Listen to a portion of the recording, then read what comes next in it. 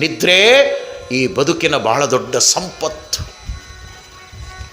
ಎಷ್ಟು ಮನುಷ್ಯ ಆನಂದವಾಗಿ ನಿದ್ರೆಯನ್ನು ಮಾಡ್ತಾನ ಅಷ್ಟು ಅವನ ಆರೋಗ್ಯ ಚೆನ್ನಾಗಿರ್ತದೆ, ಅವನ ಮನಸ್ಸು ಚೆನ್ನಾಗಿರ್ತದೆ, ಅವನ ಭಾವನೆ ಚೆನ್ನಾಗಿರ್ತದೆ, ಅವನು ಚಟುವಟಿಕೆಯಿಂದ ಕೂಡಿರ್ತಾನೆ. ಅವನು ರಾತ್ರಿ ಮಲಗಿ ಎದ್ದಾಗ ಮತ್ತೆ ಎನರ್ಜಿಯನ್ನು ಪಡೀತಾನೆ. ದೇವರು ನಮಗೆ ಕೊಟ್ಟ ಸಂಪತ್ತು ನಿದ್ರೆ. ನಿತ್ಯ ಮಲಗ್ತೇವೆ, ಏಳ್ತೇವೆ. ಒಂದು ದಿನದ ರಾತ್ರಿಯ ನಿದ್ರೆಯನ್ನು ಕಳೆದಿವಿ ಅಂದ್ರೆ ಒಂದು ದಿನದ ಆಯುಷ್ಯವನ್ನು ನೀವು ಗೆದ್ದಂತೆ. ಅದಕ್ಕಾಗಿಯೇ ನಮ್ಮ ನಾಡಿನೊಳಗೆ, ನಮ್ಮ ದೇಶದೊಳಗೆ ಎಂಥ ಪರಂಪರೆಯನ್ನು ಹಾಕಿದರು ಅಂದ್ರೆ, ಯಾವ ದೇಶದವರಿಗೂ ಈ ಸಂಸ್ಕೃತಿ ಗೊತ್ತಿಲ್ಲ.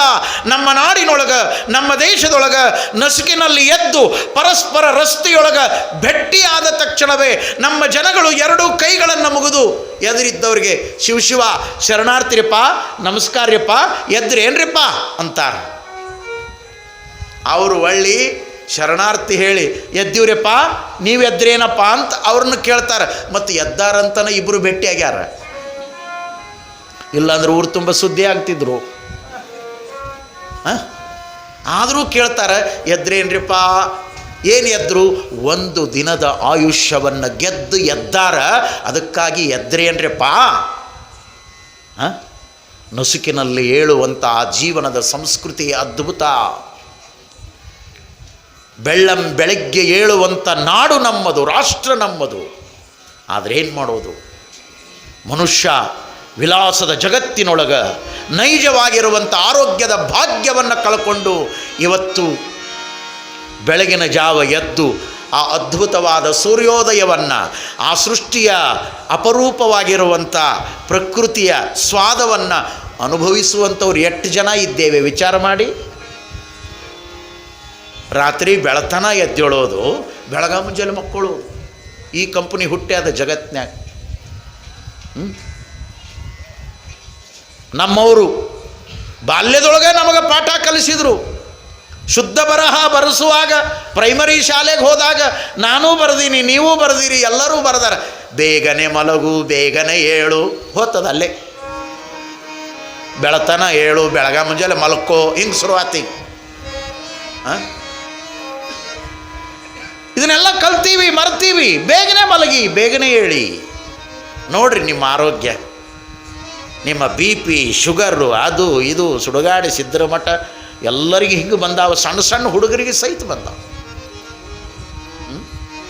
ಕಾರಣ ನಮ್ಮ ಜೀವನದ ಪದ್ಧತಿ, ಲೈಫ್ ಸ್ಟೈಲ್. ನಮ್ಮ ಪೂರ್ವಜರು ನಮಗೇನು ಕೊಟ್ಟಿದ್ರು ಅದನ್ನೆಲ್ಲ ಉಲ್ಟಾ ಪಲ್ಟಾ ಮಾಡ್ಕೊಂಡ್ಬಿಟ್ಟಿವಿ ನಾವು. ಮೊಬೈಲ ಜೀವನ ಆಗಿಬಿಟ್ಟದ. ಈಗ ಪ್ರವಚನಕ್ಕೆ ಬಂದಾಗ ಮೊಬೈಲ್ ಇಟ್ಟು ಕೂಡ್ತೀರಿ ಅಂದ್ರೆ ಇದೋ ದೊಡ್ಡ ತಪಸ್ಸಿದು. 2 ತಾಸು ಅದ್ರ ಕಡೆ ಲಕ್ಷ್ಯ ಇಲ್ಲದಂಗೆ ಬಿಟ್ಟು ಅಂದ್ಗಳು ಅಲೋ ಅಂತೀರಿ ನೋಡ್ರಿ. ಸುರುವ ಪುರುಸತ್ತಿಲ್ಲ.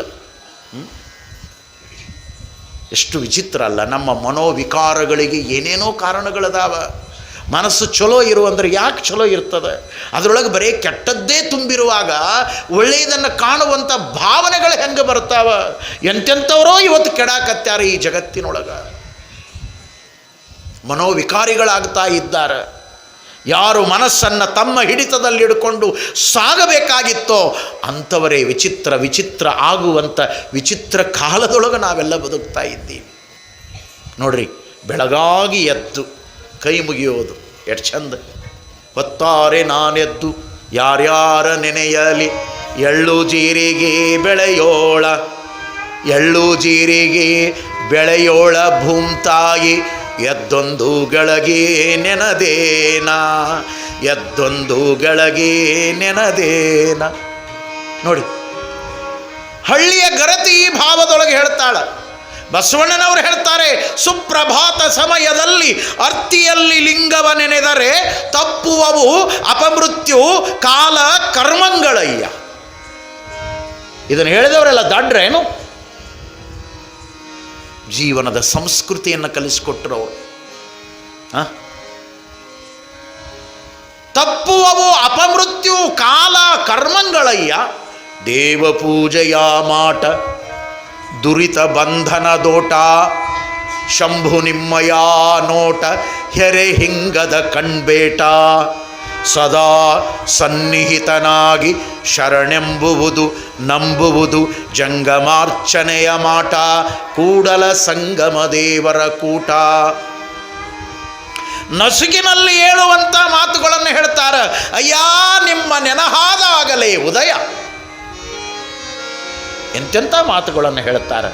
ಗಾಂಧಾರಿ ಮಾಂಧಾರಿ ಎಂಬ ಅಹೋರಾತ್ರಿಯಲ್ಲಿ ಬಸವಣ್ಣವರು ಹೇಳ್ತಾರೆ ಈ ಮಾತುಗಳನ್ನು. ಕಾಡ ನವಿಲು ಕೂಗದ ಮುನ್ನ, ಊರ ಕೋಳಿ ಕೂಗದ ಮುನ್ನ. ನೋಡ್ರಿ, ಇವೆರಡು ಬ್ರಾಹ್ಮಿ ಮುಹೂರ್ತದೊಳಗೆ ಕೂಗುತ್ತಾವೆ. ಅದಕ್ಕಿಂತ ಪೂರ್ವದಲ್ಲಿ ಎದ್ದು ಲಿಂಗವ ಪೂಜಿಸಬೇಕು ಅಂತ ಹೇಳಿದ್ರು.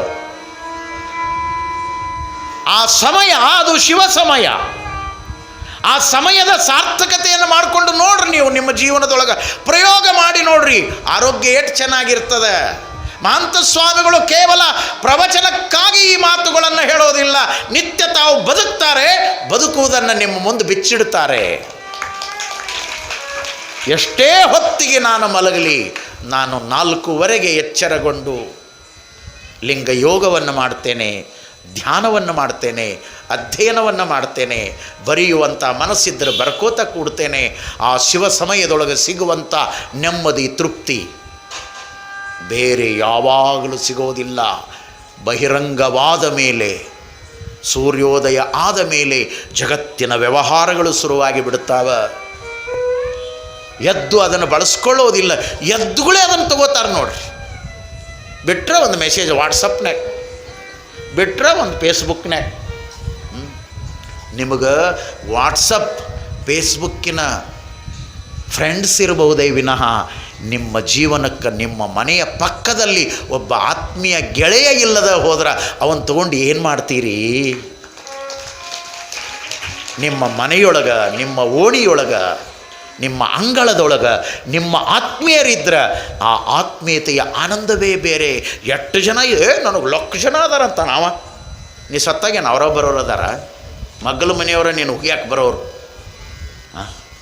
ವಿಚಾರ ಮಾಡಿ, ಯಾವುದು ನೈಜತೆ, ಯಾವುದು ಸತ್ಯ, ಯಾವ ಶಿವ ಸಮಯದ ಸಾರ್ಥಕತೆಯನ್ನು ನಾವು ಜೀವನದೊಳಗೆ ಮಾಡ್ಕೋಬೇಕು. ಟೈಮ್ ಇಲ್ಲ, ಪುರುಸೊತ್ತಿಲ್ಲ ಅನ್ನೋದು ಒಂದು ಕಡೆ ಆದ್ರೆ, ಇನ್ನೂ ಕೆಲವು ಅದಾವ ಅವರಿಗೆ ಟೈಮ್ ಪಾಸ್ ಆಗವಲ್ದಂತ. ಇದೊಂದು ಕಂಪ್ನಿ ಬೇರೆ ಅದ, ಇವ್ರನ್ನ ಕೇಳಿ ಅದು ಪಾಸ್ ಆಗಬೇಕೇನ? ಮಗನ ಅದು ಪಾಸ್ ಹಾಕ್ಕೊಂತನ ಅದ, ನೀ ಪಾಸರಾಗು ನಪಾಸರ, ಅದನ್ನೇನು ಪಾಸ್ ಮಾಡವ?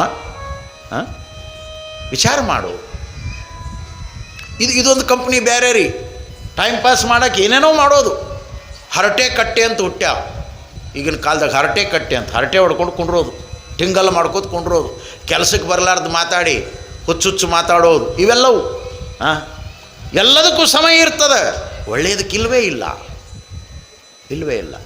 ಟ್ರೈನು ಹೊಂಟಿತ್ತಂತ, ಆ ಕಡೆ ಚೇರ್ಗಳು, ಈ ಕಡೆ ಚೇರ್ಗಳು, ಬೆಂಚ್ಗಳು. ಈ ಕಡೆ ಒಂದು 4-5 ಮಂದಿ ಕುಂತಿದ್ರು, ಈ ಕಡೆ ಒಂದು 4-5 ಮಂದಿ ಕುಂತಿದ್ರು, ಮೇಲೆ ಈ ಕಡೆ ಮೇಲೆ ಕೂತಿದ್ರು. ಟ್ರೈನ್ ಹೊಂಟಿತ್ತಂತ, ಚುಕ್ಬುಕ್. ಮುಂಬೈ ಕಡೆಯಿಂದ ಬಂತದು, ಮುಂದೆ ಬೆಂಗಳೂರು ಚೆನ್ನೈ ಹೋಗುವಂಥದ್ದು. ವಾಡೆ ಸ್ಟೇಷನಕ್ಕೆ ನಿಂತಿತ್ತು. ಅಲ್ಲಿ ಬಂದು ನಿಲ್ಬೇಕಲ್ಲ, ನಿಂತಿತ್ತು ಅದು ಬರುವಾಗ ಅದರೊಳಗೆ ಎದರ ಬಿದ್ರ ಈ ಕಡೆೊಬ್ಬ ಮುದುಕ್ ಕುಂತಿದ್ದ, ಈ ಕಡೆೊಬ್ಬ ಯುವಕ ಕುಂತಿದ್ದ. ಇಬ್ಬರು ಮಾತಾಡ್ತಿದ್ರು ಅವರು. ಆ ಯಜಮಾನ ಇವನನ್ನು ಕೇಳಿದ್ನಂತ, ಯಾವ್ರು ನಿಂದು? ಯಜಮಾನ ಕೇಳಿದಾಗ ಯುವಕ ಹೇಳಿದ್ನಂತ, ನಮ್ಮದು ಶಹಾಪುರ. ಎಲ್ಲಿಗೆ ಹೋಗಿದ್ರಿ? ನಾ ಮುಂಬೈಗೆ ಹೋಗಿದ್ದೆ. ಶಹಾಪುರದೊಳಗೆ ಎಲ್ಲಿ ಬರ್ತದೆ ನಿಮ್ಮ ಮನೆ? ನಮ್ಮದು ಹಳಿಪೇಟೆಯೊಳಗೆ ಬರ್ತದೆ. ನಿಮ್ಮ ಮನೆ ಹೆಸರೇನು? ಫಕೀರೇಶ್ವರ ನಿಲಯ. ನಿಮ್ಮ ಮನೆಗೆ ಎಂಥ ಪೇಂಟ್ ಹಚ್ಚೀರಿ? ನಮ್ಮ ಮನೆಗೆ ಬ್ಲೂ ಹಚ್ಚೀವಿ. ಇವ ಹೇಳ್ದ, ಯುವಕ ಮುದುಕನನ್ನು ಕೇಳಿದ, ನಿಮ್ಮದು ಯಾವ ಊರು? ನಮ್ಮದು ಶಹಾಪುರ. ಅವ ಮುದುಕ ಹೇಳ್ತಾನೆ, ನಿಮ್ಮದು ಯಾವ ಓಣಿಯೊಳಗೆ ಮನೆ ಅದ? ನಮ್ಮದು ಹಳಿಪೇಟೆ ಒಳಗೆ ಅದ. ನಿಮ್ಮ ಮನೆ ಹೆಸರೇನು? ಫಕೀರೇಶ್ವರ ನಿಲಯ. ನಿಮ್ಮ ಮನೆಗೆ ಯಾವ ಪೇಂಟ್ ಹಚ್ಚೀರಿ? ನಮ್ಮ ಮನೆಗೆ ಬ್ಲೂ ಹಚ್ಚೀವಿ ಅಂದವ. ಇವರಿಬ್ಬರು ಮಾತಾಡೋದು ಕೇಳಿ ಮಗ್ಲಿದ್ವಲ್ಲ ಅವಕ್ಕೆ ತಲೆ ಕೆಟ್ಟಿತು. ಅವು ತಲೆನ ಕೆರ್ಕೊಳಕ್ಕೆ ಶುರು ಮಾಡಿದ್ವು. ಸೇಮ್ ಟು ಸೇಮ್, ಡಿಕ್ಟೋ ಕಾಪಿ. ಅವನಿಗೆ ಹೇಳ್ತಾನೆ, ಇವಾಗ ಹೇಳ್ತಾನೆ. ಎಲ್ಲರೂ ಒಬ್ರನ್ನೊಬ್ರು ಇವ್ರು ಮಾರಿ ನೋಡ್ಕೊಳಕತ್ತಿದ್ರು. ನಾವೇನು ವಾಡಿಗಿಳಿಯಮ್ಮೋ ಏನು ಸೀದಾ ಧಾರವಾಡಕ್ಕೆ ಹೋಗಮ್ಮ. ಹಟ್ಟು ತಲೆ ಕೆಡಿಸ್ಕೊಂಡ್ರು. ಒಬ್ಬನಿಗೆ ಸಮಾಧಾನ ಆಗಲಿಲ್ಲ. ಅಲ್ಲೋ ನಾವು ನೋಡ್ತೀವಿ, ಅವಾಗಲಿಂದ ಇಬ್ಬರು ಮಾತಾಡ್ಕೋತ ಕೂತೀರಿ. ಅವನು ನೀ ಕೇಳ್ತೀನಿ, ನಿನ್ನ ಅವ ಕೇಳ್ತಾನೆ. ಇಬ್ಬರು ಒಂದೇ ಊರು ಅಂತೀರಿ, ಒಂದೇ ಓಣಿ ಅಂತೀರಿ, ಮನೆಗೆ ಹೆಸರು ಒಂದೇ ಹೇಳ್ತೀರಿ, ಬಣ್ಣ ಹಚ್ಚಿದ್ದು ಒಂದೇ ಹೇಳ್ತೀರಿ. ನೀವು ಯಾರದೀರಿ ಅಂತ ಮಗಳಿದ್ದು ನಾವು ಕೇಳ್ದ. ಅವಾಗ ಅವ ಹೇಳಿದ್ನಂತ, ನಾ ಅಪ್ಪಿದ್ದೀನಿ, ಅವ ಮಗ ಇದ್ದಾನೆ. ಮತ್ತು ಹಿಂಗ್ಯಾಕೆ ಮಾತಾಡತ್ತೀರಿ? ನಾವು ಟೈಮ್ ಪಾಸ್ ಮಾಡತ್ತೀವಿ ಅದ್ರ ತಾವು. ಇದು ಟೈಮ್ ಪಾಸ್ ಮಾಡೋ ಕಂಪನಿ ಇದು. ವ್ಯರ್ಥವಾಗಿ ನಿನ್ನ ಜೀವನದೊಳಗೆ ಶಿವ ಕೊಟ್ಟ ಸಮಯದ ಸಾರ್ಥಕತೆ ಆಗಲಿಲ್ಲ ಅಂದ್ರೆ ಅದೇ ಥರ ಬದುಕು. ಅದಕ್ಕಾಗಿ ಅಕ್ಕ ಹೇಳಿದ್ಲು, ಉದಯಾಸ್ತಮಾನವೆಂಬ ಕೊಳಗದಲ್ಲಿ ಆಯುಷ್ಯವೆಂಬ ರಾಶಿ ಅಳೆದು ತೀರದ ಮುನ್ನ. ಆ ಆಯುಷ್ಯದ ರಾಶಿ ಅಳೆದು ತೀರದ ಮುನ್ನ ಅದು ಒಂದು ದಿನ ತೀರ್ತದ. ಮೃತ್ಯು ಮುಟ್ಟದ ಮುನ್ನ ಅಂತಾರೆ ಬಸವಣ್ಣನವರು. ತತ್ತು ಕೆಲಸವ ಮಾಡು ಅಂತ ಹೇಳ್ಯಾರ. ಒಂದಿಷ್ಟು ಉತ್ತಮ ಸೇವೆಯನ್ನು ಮಾಡು, ಕಾರ್ಯವನ್ನು ಮಾಡು. ಇಂಥ ಸತ್ಕಾರ್ಯಗಳಿಗೆ ನಿನ್ನನ್ನು ನೀನು ಅರ್ಪಣೆ ಮಾಡಿಕೋ. ಒಳ್ಳೆಯದನ್ನು ಮಾಡುವಂಥ ಮನಸ್ಸು ಬಂದಾಗ ಮಾಡಿ ಮುಗಿಸಿಬಿಡಬೇಕು. ಅದನ್ನು ಮೀನಾಮೇಷ ಅಂತ ಎಣಿಸ್ಕೋತ ಜಗ್ಗಾಡಬಾರ್ದು ಜೀವನದಾಗ. ಇವು ಜಗ್ಗೋ ಕಂಪ್ನಿ ಏನೂ ಮಾಡಂಗಿಲ್ಲ ರೀ, ಇವು ಹಿಂಗೆ ಹೋಗಿಬಿಡ್ತಾವೆ.